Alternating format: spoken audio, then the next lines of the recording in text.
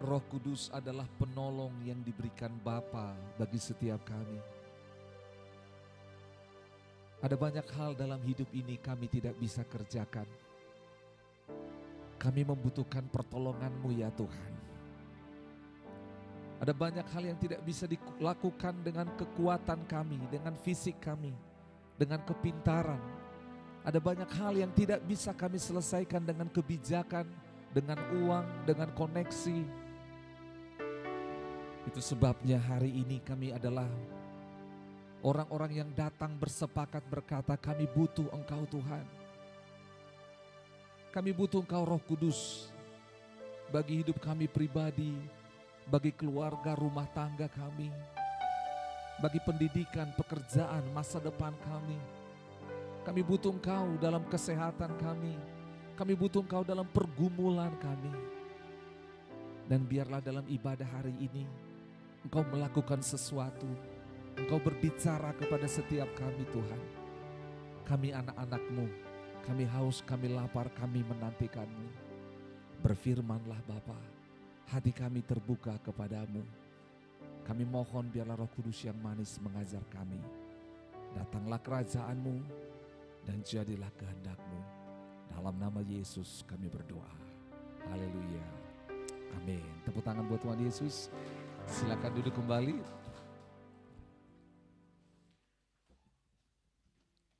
Baik, shalom. Sekali lagi shalom. Saudara senang beribadah hari ini, ya. Bilang coba kiri kanan, saya senang beribadah hari ini. Ya, selamat datang buat Om dan Tante dan juga Eran dan Omnya Eran ya. Senang sekali. Ini surprise karena istri saya tadi pagi bilang, saya kepikiran tentang Eran dan tiba-tiba hari ini tidak kepikiran, ketemu Eran. Tuhan yang membuat semuanya indah, amin. Ya, kami senang sekali boleh bersama-sama dengan orang tua terkasih, Kakak Eran dan juga Kakak Rizal adalah jemaat di tempat ini sejak tahun 2000 berapa kau sini? 2002 ya. Dan Kakak Eran saya ketemu dengan dia, kami sama-sama di Bandung. Lalu Kak Eran duluan ke sini, saya duluan ke sini, lalu dia lulus dan kuliah di Makassar, jadi kami sama-sama. Kak Eran sempat jadi sekretaris di gereja, admin di gereja, jadi kami sering sama-sama dan senang sekali. Nah, Kak Rizal suaminya dulu pemain drum di gereja kita, jadi kayak Feril pemain drum. Dulu drumnya belum seperti ini. Oke baik, hari ini kita akan mendengar firman Tuhan. Bapak Ibu Saudara, 2 bulan ini kita belajar tentang memberi, katakan sama-sama memberi. Secara khusus hari ini firman Tuhannya saya beri judul memberi itu mencukupkan dan menyeimbangkan. Wah, sama-sama katakan mencukupkan dan menyeimbangkan. Saudara, kita belajar sama-sama kemarin banyak hal tentang pemberian. Saudara, ini tidak kebetulan. Saya kaget sekali dan sekaligus bersuka cita. Hari Senin kemarin saya ketemu dengan 2 orang bapak. Tentu mereka bukan dari Indonesia, dari luar. Lalu kami ngobrol, diperkenalkan oleh seorang teman. Yang menarik dari kedua orang bapak ini adalah mereka bekerja di sebuah yayasan yang tanda kutip membantu, menolong orang-orang berkekurangan, orang-orang yang dari kalangan tidak mampu di seluruh dunia. Lalu saya pikir, what a generous heart, ini hatinya sangat dermawan sekali, baik sekali. Lalu saya mulai nanya, kok bisa? Jadi Bapak Ibu dengar baik-baik, begini ceritanya. Ada sepasang suami istri punya 2 anak laki-laki. Bapaknya ini memulai sebuah perusahaan, lalu perusahaan itu berkembang. Anaknya selesai kuliah. 2 anaknya sudah selesai kuliah dan di umur yang kalau nggak salah yang pertama 27 tahun, yang kedua 25 tahun. Anak umur 27 tahun ini yang pertama ingin jadi seorang misionaris di India. Tetapi terus adiknya ini kerja. Lalu bapaknya ngomong begini, saya mau pensiun, saya mau jual perusahaan ini dan saya mau keliling dunia, saya mau nikmati hidup. Anaknya bingung, apa maksudnya papa ini gitu loh. kok perusahaannya dijual, kok nggak diwariskan ke anaknya? Kan begitu ya? Bapaknya bilang, tidak, saya akan jual. Lalu dua orang anaknya ini ngobrol, berdoa, begitu. Akhirnya mereka sepakat, karena mereka bekerja. Bagaimana kalau kita beli perusahaannya papa, kakak sebelum ke India, kita pelayanan dulu, kita gunakan perusahaan ini, kita kembangkan dengan baik, dan mereka tiba-tiba muncul ide. 50% keuntungan dari pelayanan ini kita akan sumbangkan untuk gereja, pelayanan, dan membantu orang-orang miskin, orang-orang yang terdampak bencana alam, dan macam-macam. Oke, dan akhirnya apa yang terjadi? Papanya jual perusahaan kepada anaknya. Coba bayangin, dijual perusahaannya, lalu dibeli, tentu harga lebih murah, sudah.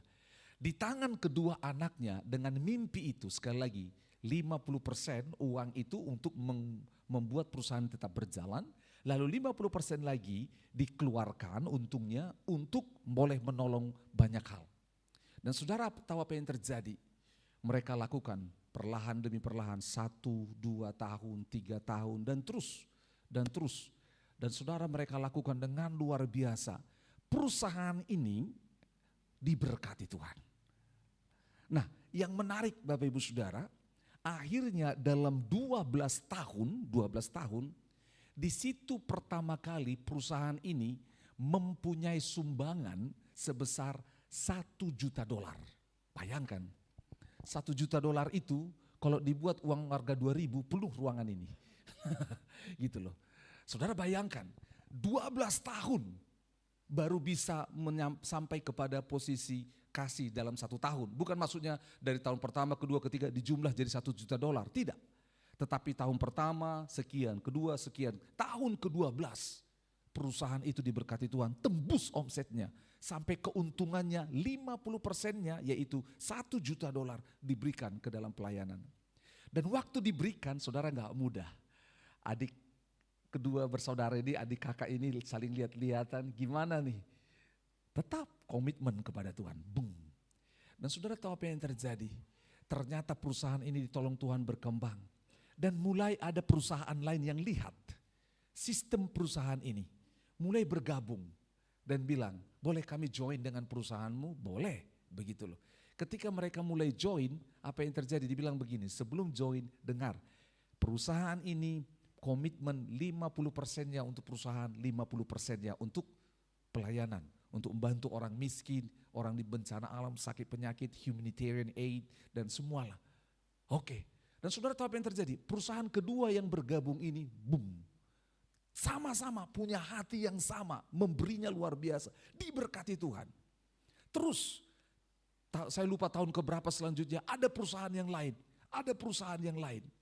Dan sejak 12 tahun pertama mereka akhirnya memberikan $1 juta. 12 tahun kemudian mereka memberikan tetap $1 juta tapi per bulan. Kalau tadi $1 juta berapa? Setahun, sekarang $1 juta sebulan. Dan saudara tahu apa terjadi hari ini? Saya nanya, sudah berapa? Ada 6 perusahaan. 6 perusahaan ini seperti korporasi. Dan semua dijalankan dengan baik. Saudara dengar baik-baik. Kenapa saya menceritakan ini? Ini bukan bicara soal uang. Tetapi ini berbicara tentang kepercayaan kepada Allah. Bahwa apa yang ditabur di dalam Tuhan tidak akan pernah kembali sia-sia. Mereka tidak pernah menahan apa yang ditetapkan Tuhan untuk ditabur bagi orang lain. Dan akhirnya apa yang terjadi? Perbendaharaan Allah, katakan perbendaharaan Allah. Perbendaharaan Allah gak pernah berhenti mengucurkan sesuatu bagi mereka. Karena mereka adalah pengelola yang baik. Setiap apa yang mereka terima dikelola dengan baik dan diteruskan. Dan sangat profesional. Saya bersyukur ketemu mereka. Saudara, Bapak Ibu jangan berpikir saya ketemu mereka mau minta uang mereka. No. Saya tidak mau ketemu mereka minta uang mereka. Karena uang itu cepat pergi. Yang saya minta adalah hati mereka. Saya bilang, kalau diizinkan saya mau implan hati itu. Saya mau copy hati itu.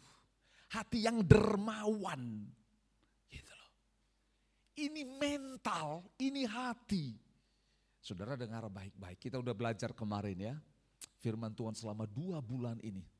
Ada orang yang berkata, mudah bagi dia memberi karena dia punya banyak.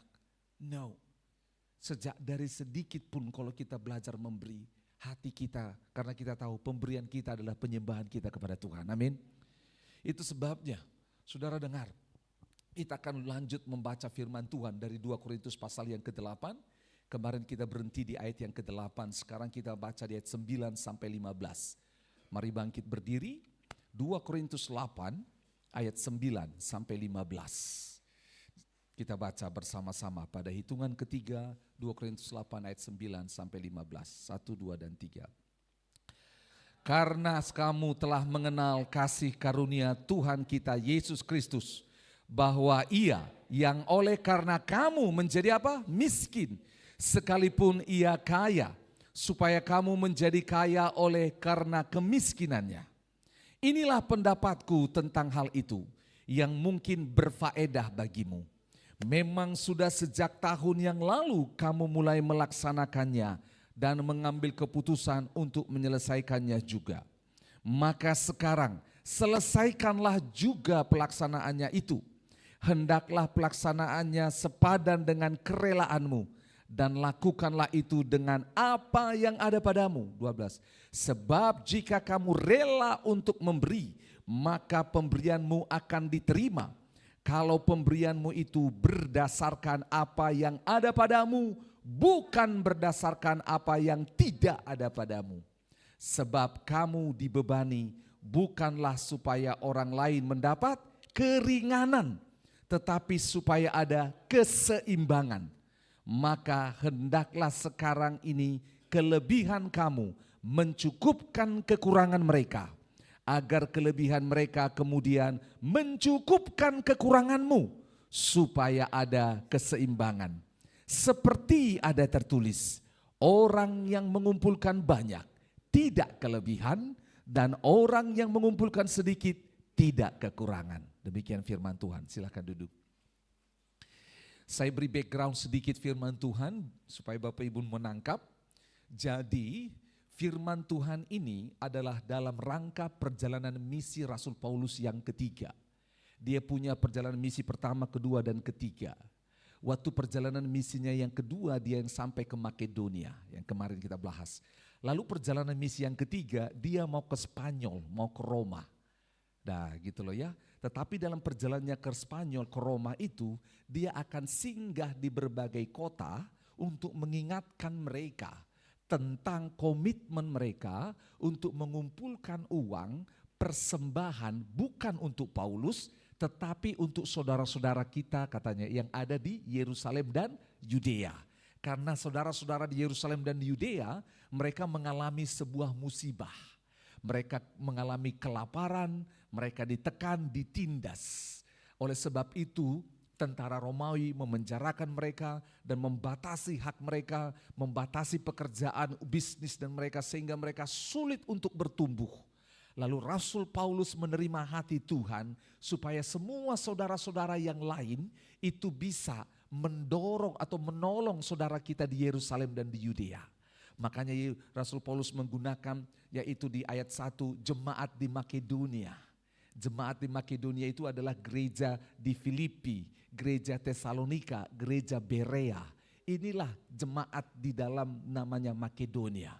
Lalu mereka ini juga adalah orang-orang yang mengumpulkan uang untuk diberikan bukan kepada Paulus sekali lagi, tapi untuk saudara-saudara kita di Yerusalem, di Yudea.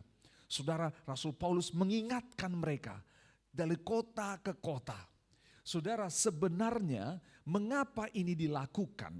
Karena ini merupakan sebuah kebiasaan ketika bangsa Yahudi ini dipilih oleh Tuhan. Lihat sama-sama, kebiasaan ini muncul dari Ulangan pasal yang ke-15. Lihat sama-sama Ulangan 15. Itu sebabnya dikatakan tadi supaya saling mencukupkan satu dengan yang lain. Lihat Ulangan 15 ayat 1 saya baca dan saudara ikut terus ke bawah. Pada akhir 7 tahun engkau harus mengadakan penghapusan utang. Inilah cara penghapusan itu. Setiap orang yang berpiutang harus menghapuskan apa yang dipinjamkannya kepada sesamanya. Janganlah ia menagih dari sesamanya atau saudaranya, karena ia telah dimaklumkan penghapusan hutang demi Tuhan. Dari seorang asing boleh kau tagih, dari orang asing. Tetapi piutangmu kepada saudaramu harus kau hapuskan. Coba ayat 4 kita baca sama-sama yuk. 1, 2, 3. Maka tidak akan ada orang miskin di antaramu, sebab sungguh Tuhan memberkati engkau di negeri yang diberikan Tuhan Allahmu kepadamu untuk menjadi milik pusaka. 5. Asal saja engkau mendengarkan baik-baik suara Tuhan Allahmu dan melakukan dengan setia segenap perintah yang kusampaikan kepadamu hari ini. 6. Apabila Tuhan Allahmu memberkati engkau seperti yang dijanjikannya kepadamu, maka engkau akan memberi pinjaman kepada banyak bangsa, tetapi engkau sendiri tidak akan meminta pinjaman. Engkau akan menguasai banyak bangsa, tetapi mereka tidak akan menguasai engkau. 7 sampai 8 kita baca. Jika sekiranya ada di antaramu seorang yang miskin, salah seorang saudaramu dalam salah satu tempatmu di negeri yang diberikan kepadamu oleh Tuhan Allahmu, maka janganlah engkau menegarkan hati ataupun menggenggam tangan terhadap saudaramu yang miskin itu, tetapi engkau harus membuka tangan lebar-lebar baginya dan memberi pinjaman kepadanya dengan limpahnya, cukup untuk keperluannya seberapa ia diperlukan. Lihat saudara, ini sudah menjadi sebuah ketetapan kebiasaan bagi bangsa Israel ketika mereka keluar dari Mesir. Tapi dengar baik-baik, ada orang nakal. Nakalnya apa? Nakalnya, coba baca ayat 9. Kita baca 1, 2, 3. Hati-hatilah supaya jangan timbul dalam hatimu pikiran dursila demikian. Sudah dekat tahun ke-7, tahun penghapusan utang, dan engkau menjadi kesal terhadap saudaramu yang miskin itu, dan engkau tidak memberikan apa-apa kepadanya. Maka ia berseru kepada Tuhan tentang engkau, dan hal itu menjadi dosa bagimu. 10. Engkau harus memberi kepadanya dengan limpahnya, dan janganlah hatimu berduka cita apabila engkau memberikan kepadanya. Oleh karena hal itu Tuhan Allahmu akan memberkati engkau dalam segala pekerjaanmu dan dalam segala usahamu. Sebab orang-orang miskin tidak hentinya akan ada dalam negeri itu. Itulah sebabnya aku memberi perintah kepadamu, demikianlah. Haruslah engkau membuka tangan lebar-lebar bagi saudaramu yang tertindas dan yang miskin di negerimu. Saudara, ini yang terjadi, yaitu apa? Bangsa itu diberkati Tuhan. Nanti pada tahun ke-7, saudara tahu apa yang terjadi, ini menarik. Pada tahun ke-7, kalau saudara baca bagaimana Allah lipat gandakan semua yang pernah ditabur oleh bangsa itu, sehingga berkat itu cukup untuk melunaskan hutang dari orang-orang yang meminjam. Itu dia. Ingat baik-baik. Ingat baik-baik. Contoh supaya saudara muda. Ada orang, contoh bikinlah namanya Papa Yaya. Papa siapa? Papa Yaya. Terus yang ada seorang namanya Papa Mumu. Siapa? Papa Mumu. Nah Papa Mumu ini butuh uang untuk berobat. Dia pinjam 1 juta. Saudara tahu apa yang terjadi? Pada tahun ke-7 Papa Yaya, kalau punya Papa Mumu ini gak bisa selesaikan hutangnya, dia akan berkata selesai, lunas. Nah si Papa Yaya ini pada tahun yang ke-7 atau mulai tahun pertama sampai tahun ke-7, dia akan diberkati oleh Tuhan sehingga dia punya uang ekstra untuk berkata kepada Papa Mumu lunas. Tapi ada orang yang jahat. Itu dia bilang tadi, yang hatinya dengki. Yaitu apa? Udah mau dekat tahun ke-7, kamu belum bayar utangmu. Minta, bayar. Gitu loh. Saudara, ini hukum Taurat, sama-sama katakan hukum Taurat. Kita belajar dari satu sisi. Saudara tahu di perjanjian baru di Efesus dikatakan seperti ini. Orang malas, orang malas, sama-sama katakan orang malas. Orang malas itu harus bekerja. Orang yang bekerja yang harus makan. Karena menggunakan ayat ini, tadi kan dari Papa Yaya. Ada orang dari kalangan Papa Mumu yang tahu hanya minjem. Dan bilang tahun ke-7 nanti lunas. Dia malas gak kerja. Pasti nanti tahun ke-7 apa? Lunas. Dia gak kerja. Tahun ini dia buat gitu. Tahun depan ada lagi. Tadi Papa Yaya, sekarang Papa Yuyu. Pinjam lagi Papa Yuyu. Papa Yuyu kasih. Karena dia saudara di dalam Tuhan.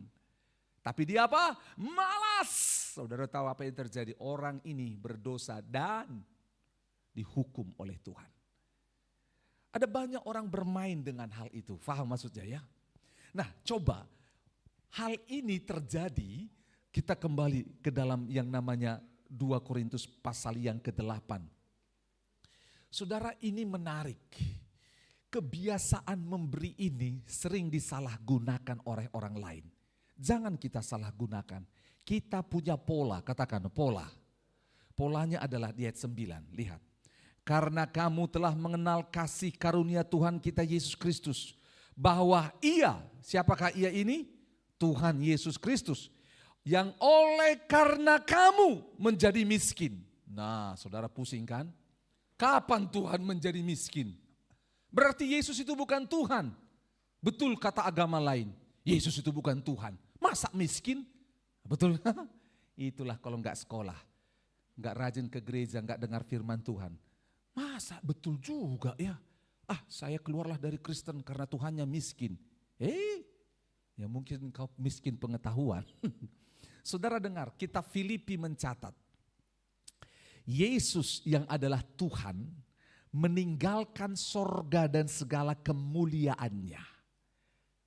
Itu yang dikatakan. Dan menjadi sama dengan apa? Manusia. Saudara dengar baik-baik. Makanya dikatakan dia miskin karena kamu. Dia Allah dalam segala kekayaannya. Dia rela tinggalkan itu dan menjadi manusia. Allah yang tidak pernah lapar menjadi lapar. Allah yang tidak pernah haus menjadi haus. Allah yang tidak pernah letih menjadi letih. Dia menjadi miskin. Ini yang membuat Allah kita ini beda dengan semua Allah yang lain. Semua dewa-dewa yang pernah kita nonton, pernah kita dengar. Dewa yang menjadi manusia.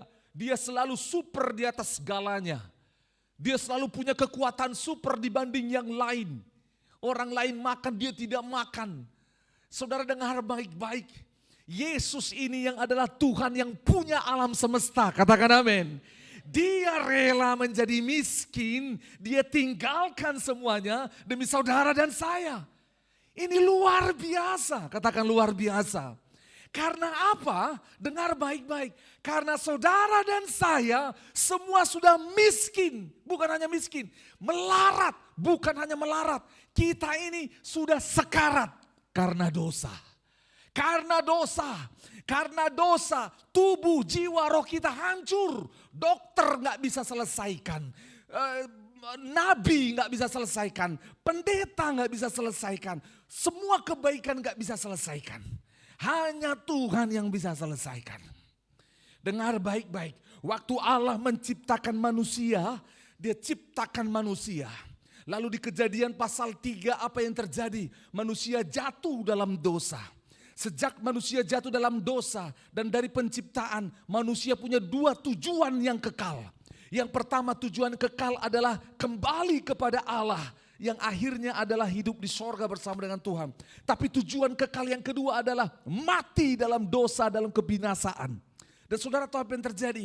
Akibat dosa semua manusia menjadi apa? Buruk karakternya, jahat perilakunya, tutur katanya tidak baik.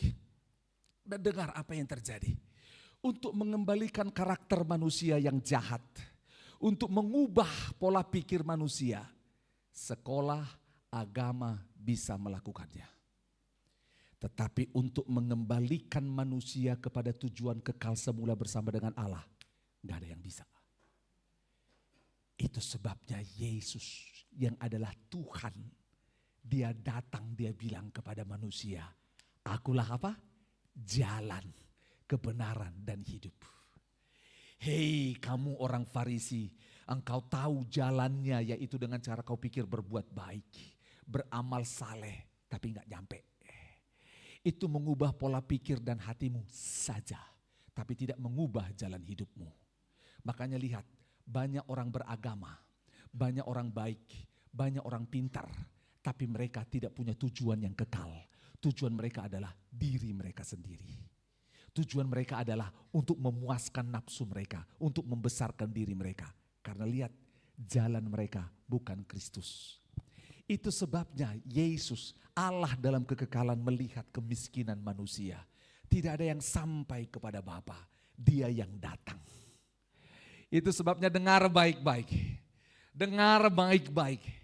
Semua harta, kepintaran, potensi, talenta, semua yang kita punya hari ini, dengar baik-baik.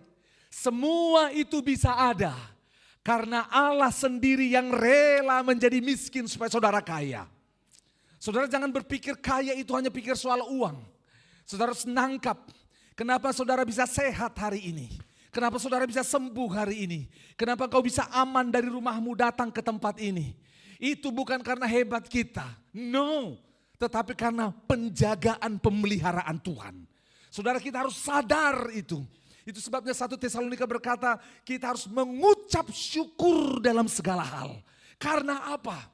Karena kita tahu bahwa ada banyak hal di muka bumi ini yang tidak bisa kita selesaikan. Dan Tuhan selesaikan buat saudara dan saya. Itu sebabnya dia rela menjadi miskin. Itu bukan bicara soal uang. No. Dia punya 1 miliar misalnya dikasih samamu dia menjadi pengemis. No. Tidak. Yang terbaik dari semuanya adalah nyawa.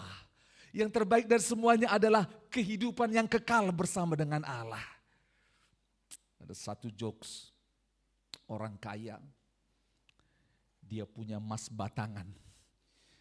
1 lemari besi, lemari berangkas besar yang sampai dia muat ke dalam.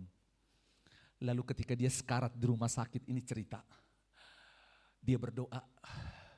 Lalu dalam keimanan kepercayaannya dia ketemu dengan Petrus. Karena katanya di cerita itu Petrus adalah penjaga pintu sorga. Lalu dia negosiasi sama Petrus. Petrus, saya mau mati dan saya akan masuk sorga. Karena saya sudah terima Yesus sebagai Tuhan Juru Selamat. Oh iya. Oke, baik. Terus kenapa? Begini, selama di bumi saya banyak memberi, saya banyak melayani, saya membantu gereja, fakir miskin, panti asuhan, bencana alam, semuanya. Dan saya diberkati Tuhan. Puji Tuhan, kamu hidup sesuai dengan firman Tuhan. Terus kenapa? Saya akan mati. Boleh saya bawa 10 kilogram emas dari 100 kilo yang saya punya. Kan 1/10. 90%-nya kasih. 1/10 saya mau bawa untuk Tuhan katanya. Oh gitu. Petrus bilang, jangan terlalu banyak, biarin aja tinggal di bumi. Lalu dia berdoa, dia ingat firman Tuhan seperti Abraham yang tawar-menawar. Oke, kalau gak bisa 10 kilo, tawar mau 50%, 5 kilo saja. Petrus bilang, gak usah bawa. Gak usah, cukup itu lebih berguna di muka bumi. Kasih aja masa sama orang lain. Dia bilang, tolonglah Petrus, itu usaha jerih lelahku seumur hidup. Aku mau bawa gitu loh. Oh ya. Terus dia bilang nego, oke kalau gak bisa 5, 1 lah. 1 kilo. Aduh gak usah, please Petrus please. Petrus akhirnya mau ajar dia, oke bawalah 1. Dia bawa 1 batang saudara. Bawa. Akhirnya bapaknya meninggal. Udah meninggal bapaknya dikubur dan dia masuk sorga. Waktu sebelum masuk sorga, ini dicerita, dia ketemu Petrus di pintu. Petrus ketemu, dia bilang, makasih. Karena mereka seperti kalau di bandara, nenek-nenek. Ada emas batangan 1 kilo, sudah. Oke, ayo masuk. Dibuka pintunya. Lalu Petrus masuk bersama dengan dia. Betapa kagetnya bapaknya. Karena dia lihat semuanya. Bahkan lantainya terbuat dari emas. Dia lihat semuanya. Lalu dia pegang emas yang 1 kilo di tangannya. Dia sambil jalan, Petrus gak ngomong supaya dia belajar sendiri. Karena Petrus sudah bilang, jangan, itu gak berguna di sini. Dia lihat Petrus, dia lihat semua emas, dia tertunduk. Tiba-tiba sambil jalan, dia buang emas itu dari tangannya. Lalu satu orang malaikat bilang, hei, dilarang buang sampah di sini. Saudara, itu cerita. Saudara dengar baik-baik. Jadi jangan pikir kekayaan, kehebatan yang kita punya ini membuat kita spesial di mata Tuhan. No. Dengar baik-baik. Ini yang kita percaya sebagai orang Kristen, bahwa tidak ada satupun di muka bumi ini yang kita punya kalau tidak diberikan oleh Allah. Kita harus yakin. Istri, anak, suami, rumah, apapun yang kita punya, harus sadar itu pemberian Tuhan. Karena Dia menjadi miskin supaya kita kaya. Kekayaan yang di sini yang pertama adalah kita kehilangan roh Allah menjadi miskin. Yesus datang supaya kita diselamatkan, punya kekayaan yang kekal, dan kita punya roh Allah dalam diri kita. Katakan amin. Makanya dikatakan di ayat 10, inilah pendapatku tentang hal itu yang mungkin berfaedah bagimu. Memang sudah sejak tahun yang lalu kamu mulai melaksanakannya, mengambil keputusan untuk menyelesaikannya juga. Maka sekarang selesaikanlah juga pelaksanaannya itu. Hendaklah pelaksanaannya itu sepadan dengan kerelaanmu dan lakukanlah itu dengan apa yang ada padamu. Jadi saudara, di dalam 1 Korintus pasal yang ke-16, ini yang terjadi. Mereka ini, yaitu orang-orang Korintus, janji. Dia bilang, baik, kami akan kumpulin uang untuk saudara-saudara kita di Yerusalem, di Yudea. Saudara, setahun sebelumnya waktu Paulus datang kasih tahu, dan mereka bilang kami akan kumpulkan. Lihat sama-sama 1 Korintus pasal yang ke-16. Coba lihat dulu. 1 Korintus pasal yang ke-16. Ayat 1. Tentang pengumpulan uang bagi orang-orang kudus, inilah yang di Yerusalem dan di Yudea. Hendaklah kamu berbuat sesuai dengan petunjuk-petunjuk yang kuberikan kepada jemaat-jemaat di Galatia. Jadi Paulus sebelum ke Korintus, dia ke Galatia menyampaikan hal yang sama. Mengumpulkan untuk menolong saudara-saudara kita di Yerusalem, di Yudea. Dikatakan, pada hari pertama tiap-tiap minggu, hendaklah kamu masing-masing sesuai dengan apa yang ada sesuai dengan apa yang kamu peroleh, menyisihkan sesuatu dan menyimpannya di rumah, supaya jangan pengumpulan itu baru diadakan kalau aku datang. Saudara lihat itu yang terjadi. Jadi mereka oke ya, janji, kita membuat perjanjian, yaitu apa? Kumpulkan pada minggu pertama, kumpulkan. Saudara, Alkitab bahasa Indonesia, saya minta maaf, menerjemahkannya kurang tepat. Dikatakan mengumpul setiap minggu, hendaklah kamu masing-masing sesuai dengan apa yang menyisihkan sesuatu dan menyimpannya di rumah. Katakan sama-sama, di rumah. Dan ini menjadi bahaya. Saudara, bahasa aslinya bukan di rumah, tapi di storehouse, rumah perbendaharaan. Sejak zaman dahulu, rumah perbendaharaan itu yang dimaksud adalah rumah Tuhan. Nah, apa yang terjadi? Orang-orang Korintus ini mengumpulkan uang di rumahnya. Minggu pertama tiap bulan kumpulin. Tapi apa yang terjadi? Dikumpulin di mana? Di rumah. Harusnya di storehouse, yaitu apa? Di bait suci, di rumah Tuhan yang ditetapkan. Akhirnya ini yang terjadi. Orang Korintus itu pakai uangnya yang di rumah. Pakai uangnya. Enggak apa-apa, nanti bulan kedua saya ganti. Ternyata bulan kedua enggak ada uang, enggak apa-apa. Bulan ketiga enggak apa-apa. Saudara dengar baik-baik. Tujuan dari Rasul Paulus mengingatkan itu adalah supaya apa? Mengumpulkan dana itu dicicil, dikumpul dikit demi dikit. Seperti retreat kita bulan September. Nanti waktu bulan September mau kasih, apa ini retreat? Gereja ini terlalu rakus. Gereja ini perotin kita, retreat mahal banget. Padahal retreatnya 50% engkau sudah dibayarin. Karena apa? Kita akan pikir mahal banget retreatnya. Padahal kalau dikumpul 10.000 tiap minggu, selesai itu barang. Enggak sampai September nanti selesai. Itu sebabnya kami memberi contoh. Pendeta saudara beri contoh duluan. Kasih 50.000 tiap bulan. Kami kumpulin uang 50.000 tiap bulan di gereja ini untuk retreat. Supaya ini bisa selesai. Makanya dia 3, Sesudah aku tiba, aku akan mengutus orang-orang yang kamu anggap layak dengan surat ke Yerusalem untuk menyampaikan pemberianmu. Kalau ternyata penting bahwa aku juga pergi, maka mereka akan pergi bersama-sama dengan aku. Apa maksud Paulus dengan hal ini? Paulus tidak mau pegang uang itu sendiri. Karena ngurus uang bahaya. Sama-sama bilang, ngurus uang bahaya. Saudara, saya background akuntan dan seorang manajer, saudara, manajemen. Saudara-saudara background akuntan. Dan saya tahu bagaimana godaan soal uang. Itu sebabnya di gereja ini kita punya orang percaya yang kita percaya ngurus keuangan. Di gereja ini bukan diurus oleh saya dan istri saya, ada bendahara di gereja ini. Bahkan persembahan yang Bapak Ibu tabur itu tidak dihitung oleh satu orang. Dihitung oleh 2 orang dan ada ceker yang ketiga. Dan saya ceker yang keempat untuk nanda tangan. Saudara bayangkan, gereja ini sampai buat seperti itu karena apa? Kita mau tanggung jawab di hadapan Tuhan. Saya auditor. Auditor sesungguhnya siapa? Tuhan, saudara. Nah, itu sebabnya kita kembali. Saudara, di ayat di 2 Korintus pasal 8 dikatakan harus diselesaikan. Katakan diselesaikan. Nah, mereka enggak selesaikan, mereka tunda-tunda. Paulus sudah sampai di sana. Mana? Mereka bilang sudah kepake. Mana uangnya? Suaminya nanya, mana uang yang mau kita kumpulkan ke Yerusalem, ke Yudea? Mama sudah beli skincare. Aduh.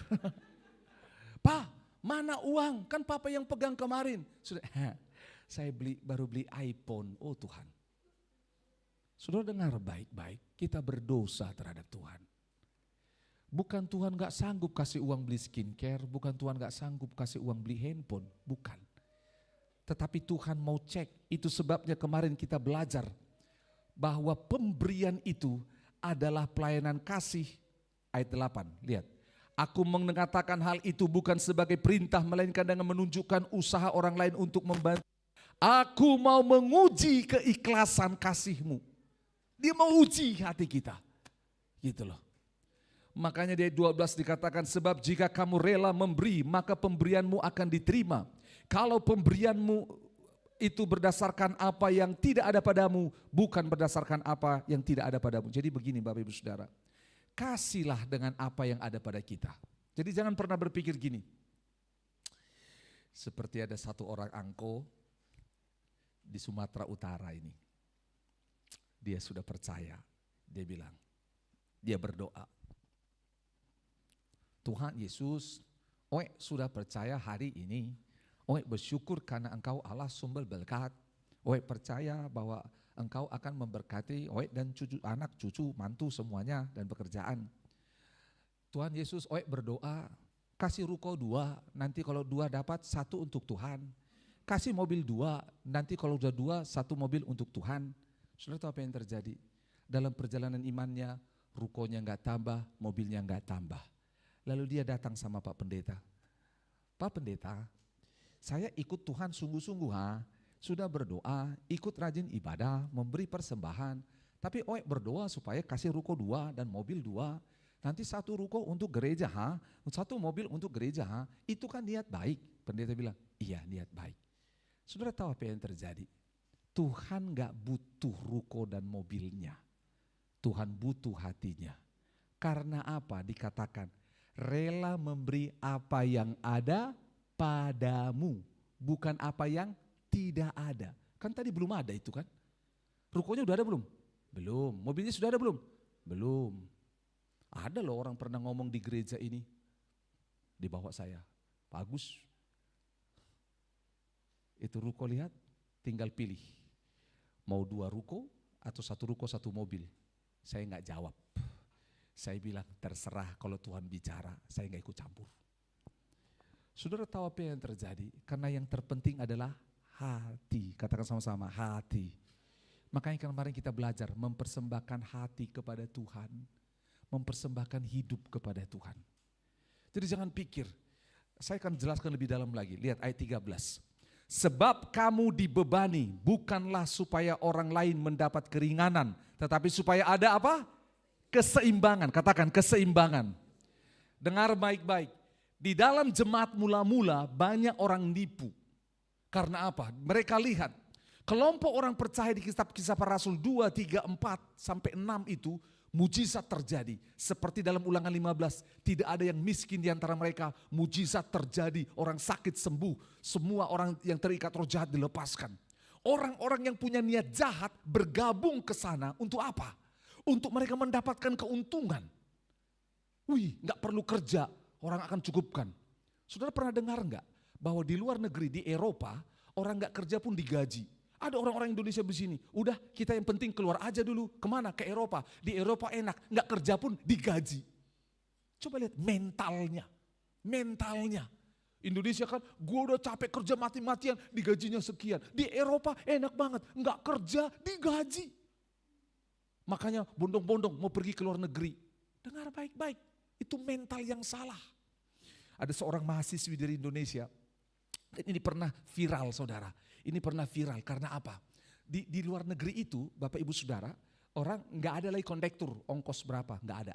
Tinggal pakai tap seperti itu. Gitu ya. Dan saudara, ada satu bagian di mana dia ini, tanda kutip, dia tap atau tidak, itu pintu akan terbuka. Ini orang Indonesia.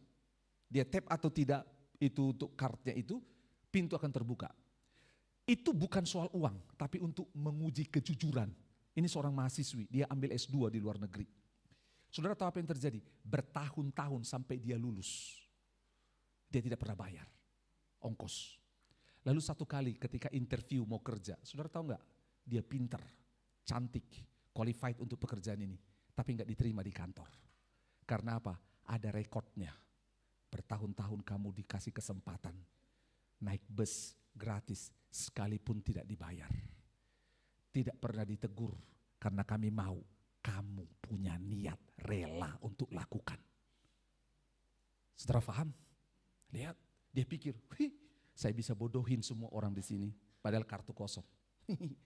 Dengar baik-baik. Tuhan gak mau kita punya pikiran itu. Ada orang punya mental seperti itu. Tuhan bilang, waktu saya memberi, kita memberi, bukan supaya kita menjadi punya banyak beban, yang lain hongkang kaki. No, itu salah. Salah, katakan sama-sama, itu salah. Sama, kalau engkau dapat beasiswa, jangan pikir engkau dapat beasiswa gratis. No, ada yang bayar untuk kita. Sama, saudara selamat, jangan pikir, makanya dibilang keselamatan itu gratis. Siapa bilang keselamatan itu gratis? BPJS saja bayar? Keselamatan itu enggak gratis. Keselamatan itu sangat mahal. Karena sangat mahal enggak ada yang bisa bayar. Sehingga Allah sendiri yang bayar. Orang yang mandang keselamatan itu gratis, makanya orang ini enggak bertumbuh. Tetapi orang yang memandang keselamatan itu adalah anugerah yang dibayar oleh Allah. Dia akan mengucap syukur kepada Tuhan. Alkitab mengajarkan kita, ayat 14, maka hendaklah sekarang ini kelebihan kamu mencukupkan kekurangan mereka, agar kelebihan mereka kemudian mencukupkan kekurangan kamu. Supaya ada apa? Keseimbangan, diulangi keseimbangan. Karena orang-orang Korintus mikir gini, enak banget itu orang-orang di Yerusalem, enak banget itu orang-orang di Yudea. Kami kerja bisnis mati-matian, kami kumpul uang, mereka tinggal terima di sana. Hey, no. Saudara, kemarin kita sudah bahas di kitab Roma, yaitu apa? Kita yang diberkati secara jasmani, wajar juga memberikan orang yang diberkati secara rohani. Kita belajar kemarin itu ayatnya. Supaya ada apa? Keseimbangan. Kita buka dulu supaya saya jelaskan tambahan sedikit. Roma pasal yang ke mana ini? 15. Coba lihat sama-sama, Roma pasal 15. Ya. Oke. Ayat 26. Sebab Makedonia dan Akhaya telah mengambil keputusan untuk menyumbangkan sesuatu kepada orang-orang miskin di antara orang kudus di Yerusalem. Keputusan itu memang telah mereka ambil, tetapi itu adalah kewajiban mereka. Sebab jika bangsa-bangsa lain telah beroleh bagian dalam harta rohani orang Yahudi, maka wajiblah juga bangsa-bangsa lain melayani orang Yahudi dengan harta duniawi mereka. Jadi gini Bapak Ibu Saudara, angkat kepala saudara supaya saya jelaskan. Supaya kita enggak salah dalam pengertian hal ini. Orang-orang Korintus mereka ini selalu berpikir take and give. Saya memberi apa yang saya terima. Lalu dia mikir, kalau aku memberi sumbangan kepada orang Yerusalem, orang-orang miskin, orang kudus di Yerusalem, di Yudea, saya dapat apa? Enak banget mereka. Saya kerja habis-habisan, enak banget mereka. Saudara dengar, Tuhan bilang apa? Supaya ada apa? Keseimbangan. Dengar, orang-orang kudus di Yerusalem, di Yudea, bukan orang malas. Mereka mau kerja, tapi nggak bisa. Mereka kerja, tapi diporotin. Mereka kerja, gajinya nggak dikasih. Bukan orang yang tidur-tiduran, generasi rebahan, tidak. Tidak. Mereka bekerja. Dan oleh sebab itu, orang di Korintus, mereka hebat. Mereka dari jemaat-jemaat yang dikunjungi Paulus, salah satu jemaat terkaya adalah Korintus. Korintus jemaat paling kaya. Dan saudara tahu apa yang terjadi? Dibilang, kamu kaya. Karena apa? Kamu diberkati Tuhan, bisa kerja, kamu tidak dipersekusi, Tuhan berkati tanahmu, Tuhan berkati ladangmu, Tuhan berkati perikananmu, Tuhan berkati semuanya. Saudara-saudara kita di sana nggak bisa. Lihat apa yang terjadi. Apa yang dilakukan oleh jemaat Tuhan di Yerusalem dan Yudea. Yang mereka lakukan adalah apa? Berdoa. Mereka doa habis-habisan untuk semua Injil bisa menyebar ke seluruh dunia. Tuhan, kami di sini ditindas, tetapi semakin kami ditindas, dihambat, Injil akan makin merambat. Kami berdoa supaya kematian Kristus di tanah Yerusalem ini bisa menjadi keselamatan bagi bangsa-bangsa. Mereka menjadi pensyafaat, pendoa, karena hanya itu yang mereka bisa buat pada saat itu. Itulah yang mereka lakukan. Mereka mendoakan perjalanan Paulus, mereka mendoakan para rasul, mereka mendoakan jemaat Galatia, jemaat Efesus, Tesalonika, Filipi, di Berea, Akhaya. Mereka doakan semua jemaat ini. Karena gak ada hal lain yang mereka bisa lakukan. Itu sebabnya Paulus berkata, dengar, hei, mereka berbuat sesuatu. Mindset ini kita harus paham. Anak-anak dengar baik-baik. Kadang-kadang anak-anak mikir, uang banyak di mana-mana, tinggal datang ke ATM, cepet keluar. Kita nggak mikir, kadang-kadang nggak mikir bahwa orang tua itu berjeri lelah untuk menghasilkan itu. Lalu kita spoil, buang-buang itu uang. Sudah dengar baik-baik, 2 kali dikatakan supaya ada apa? Keseimbangan. Sama, contoh Bapak Ibu Saudara. Di gereja ini, ada orang dengan punya kekuatan besar. Ada yang tidak. Ada orang yang sakit. Contoh kemarin, saya beli beli air galon di depan. Saudara, saya bisa angkat tapi nggak kuat. Saya angkat 1. Pak Yodan nggak bisa sama sekali, bukan karena dia kuat, tapi karena ada problem di tulang saraf terjepit di belakang. Jadi jangan diangkat. Ada Pak Rusmin, ada Pak Leo, ada Winner. Yuk sama-sama. Saudara dengar baik-baik. Saya beli. Mereka ngangkat. Itu namanya seperti keseimbangan. Katakan keseimbangan. Kadang-kadang, sama-sama katakan kadang-kadang. Sekali lagi, kadang-kadang. Saya mau kasih satu rahasia sama saudara. Tuhan, berkati rahasia ini. Katakan sama-sama, hati yang rela. Kalau hati kita rela dan hati kita persembahkan kepada Tuhan, dan kau selalu berpikir bagaimana menolong orang lain, Tuhan akan buat banyak mujizat dalam hidupmu. Contoh, dalam banyak hal kami secara khusus keluarga, kami mengalami ini. Yaitu apa? Kadang ada sesuatu yang memang harus dibeli, harus dibayar, harus dikeluarkan uang. Harus. Tapi waktu itu harus kami percaya bahwa Tuhan cukupkan. Ada uang untuk itu.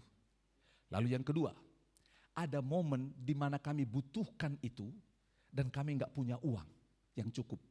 Tuhan bikin cara, potong sekian persen. Saudara, kenapa bisa? Kenapa bisa? Sekali lagi, bukan karena kami hebat, tapi karena kami persembahkan hidup kepada Tuhan. Lalu mikir, Tuhan, hidup kami ini untuk siapa? Memberkati siapa? Apa yang kami punya memberkati siapa? Menolong siapa? Berapa yang kami punya untuk menolong siapa? Istri saya menerima sebuah berkat yang besar. Lalu dia bilang sama saya, "Pak, lihat." Saudara tahu, lebih daripada 60%, hampir 70% berkat uang yang dia terima itu dikasih buat orang lain.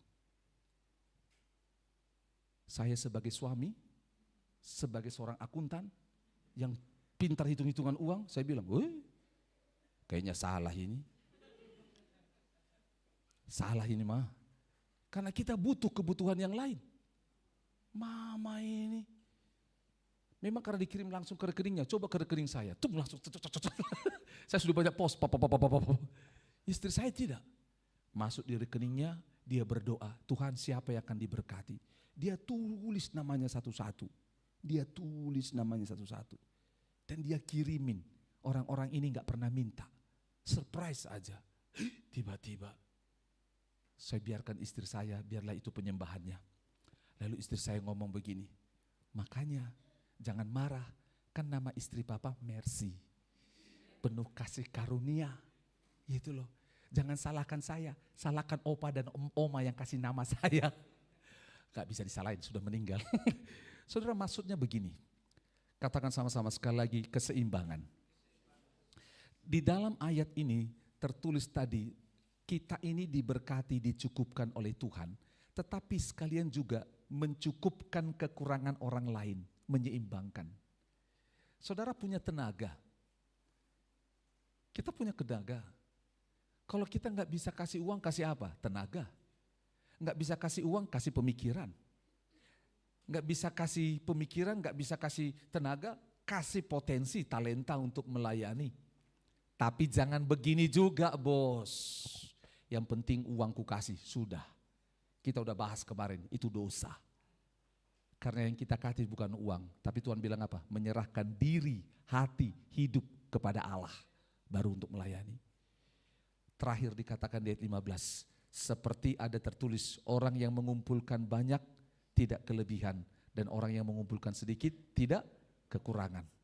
Saudara dengar baik-baik. Saya tutup. Status kita di mata Tuhan bukan ditentukan oleh rekening kita. Status kita di mata Tuhan ditentukan oleh karya Yesus dalam kita. Amin. Tapi hidup kita di bumi ini akan dikenal, sama-sama katakan dikenal. Sama seperti Rasul Paulus bilang, "Hei Korintus, belajar dari jemaat di Makedonia."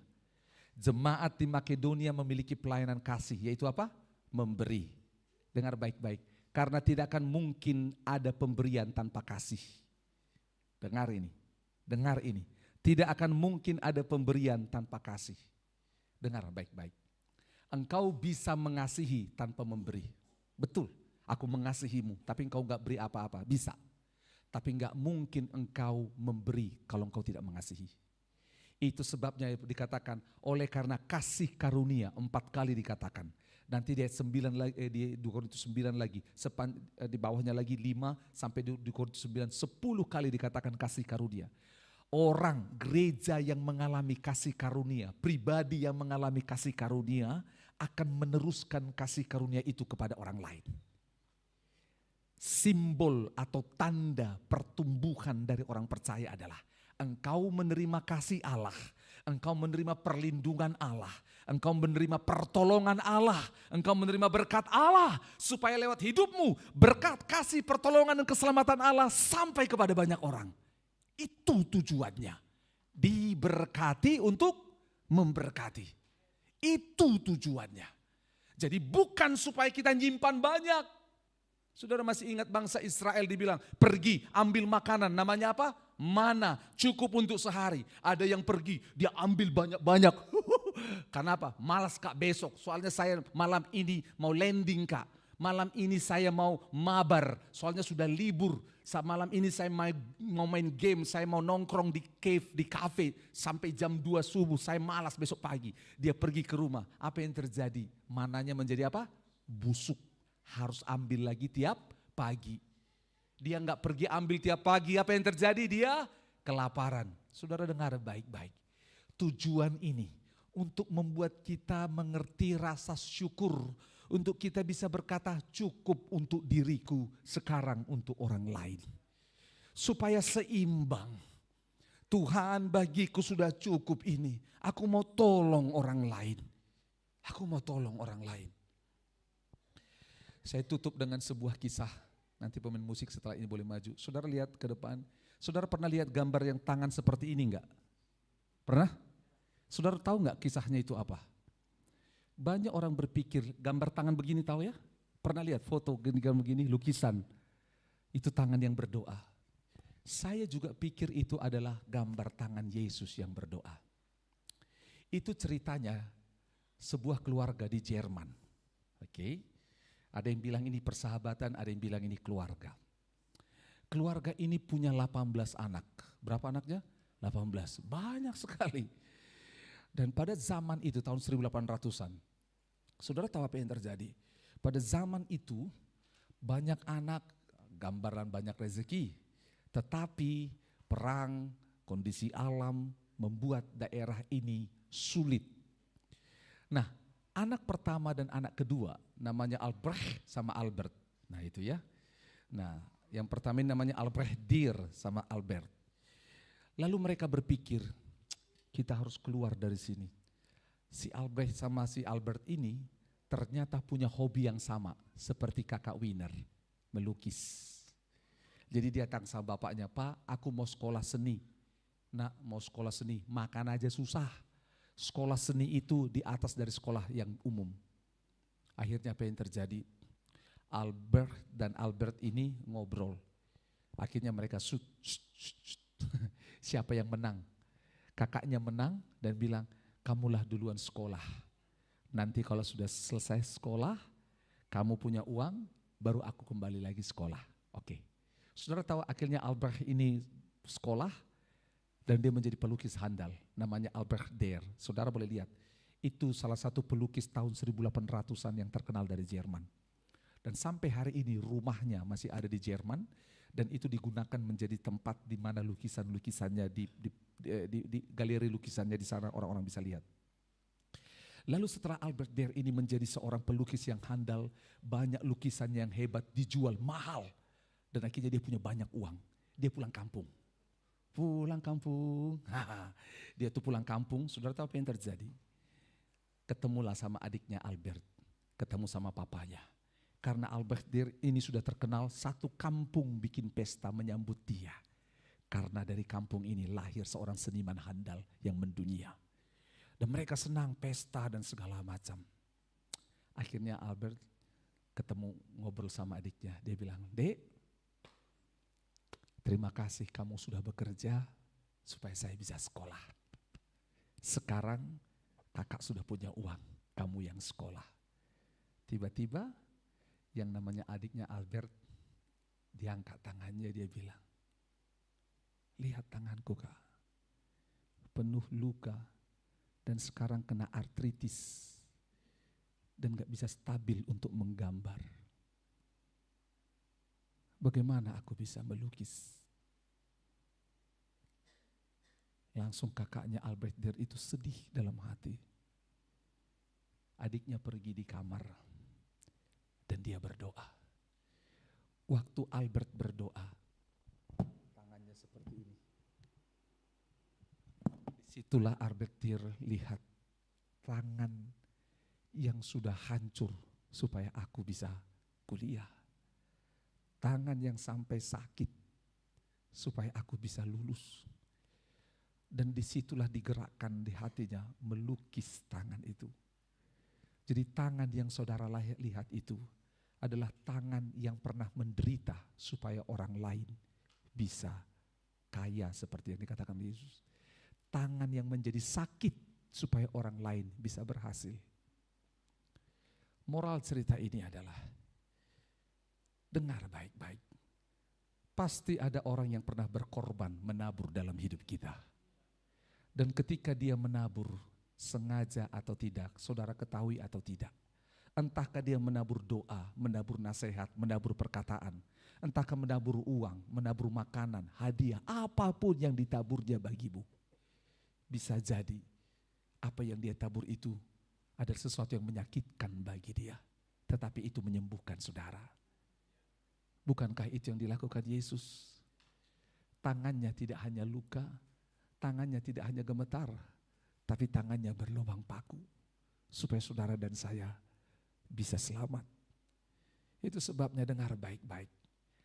Orang yang menabur dengan mencucurkan air mata, sama-sama Mazmur 126, akan pulang dengan sorak-sorai. Yang kedua, orang yang berjalan maju menabur dengan mencucurkan air mata akan apa? Pulang membawa berkas-berkasnya. Ini hanya bisa terjadi dari sisinya Tuhan. Saya berdoa, kiranya firman Tuhan ini menolong kita untuk sadar bahwa saudara dan saya akan dicukupkan oleh Tuhan untuk menyimbangkan kehidupan banyak orang. Percayalah, saudara dan saya sejak dari dini, apa yang ada padamu bisa dipakai Tuhan untuk mencukupkan kehidupanmu dan menyeimbangkan kehidupan orang lain. Percayalah, dengan hal ini, gereja ini bisa seperti jemaat Berea, Akhaya, jemaat Filipi, jemaat Tesalonika. Untuk kita bisa menolong, kita menolong pekerjaan Tuhan di luar sana. Sama seperti hari ini kita akan mengutus Luis ke Toraja. Dia seorang sarjana pariwisata akan melayani di Toraja. Kita punya pelayanan di Mamuju di Sulawesi Barat. Kita ada di Toraja di Salupau. Bagaimana menolong mereka? Percayalah, Tuhan panggil kita. Kita punya peran dalam kerajaan Allah.